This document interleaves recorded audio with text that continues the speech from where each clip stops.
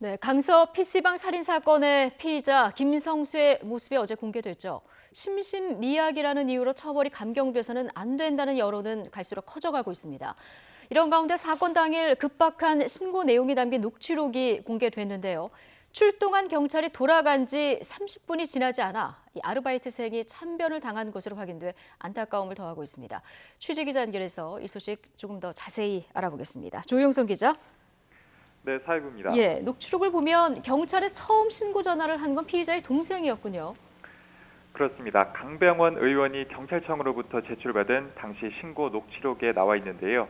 지난 14일 아침 7시 38분 피의자 29살 김성수의 동생이 처음 112에 전화했습니다. 당시 아르바이트생 신모 씨가 손님에게 욕을 해 말싸움이 붙었다고 주장했습니다. 몇 분 뒤 신모 씨도 손님이 욕설하고 있다며 112에 전화를 하던 도중 경찰이 도착한 것을 확인하고 끊었습니다. 그로부터 30분 뒤에 잇따라온 두 통의 전화는 사건이 벌어지고 있는 긴박한 상황을 전했습니다.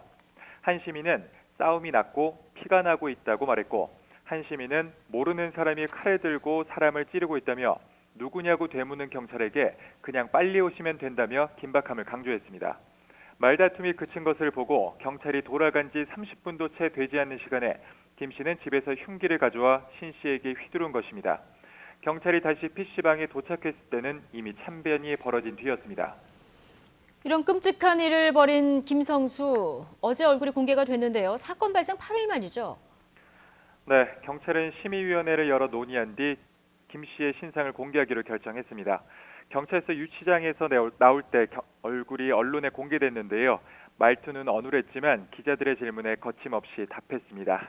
직접 들어보겠습니다. 제가 잘못을 했다고 생각하기 때문에 제가 값을 치러야 한다고 생각하고 있습니다. 잔혹한 범죄자의 경우 재범 방지와 범죄 예방 등을 위해 관련법에 따라 신상을 공개할 수 있습니다. 특히 김 씨가 우울증을 앓았다는 이유로 선처받아선 안 된다는 여론이 이번 신상 공개 결정에 반영됐다는 분석입니다. 강력 처벌을 요구하는 글이 역대 청와대 국민청원 가운데 가장 많은 동의를 받고 있는데 지금 거의 100만에 육박하고 있다고요.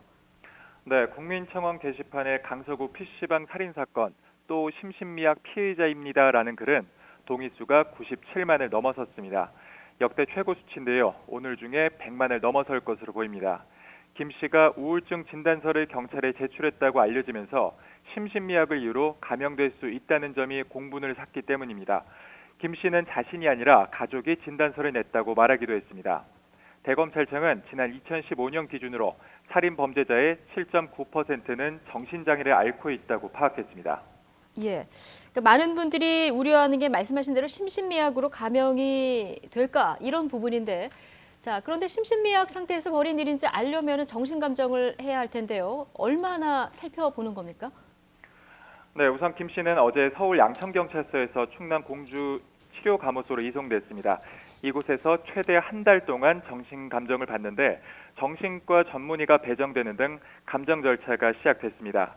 특히 박상기 법무부 장관은 김 씨의 정신감정을 신속하고 정확하게 실시하라고 공개적으로 지시하기도 했습니다. 치료감호소에서 받은 감정 결과를 토대로 법원이 심신미약을 인정하면 감형될 확률은 높아집니다. 지금까지 사회부에서 YTN 조용성입니다.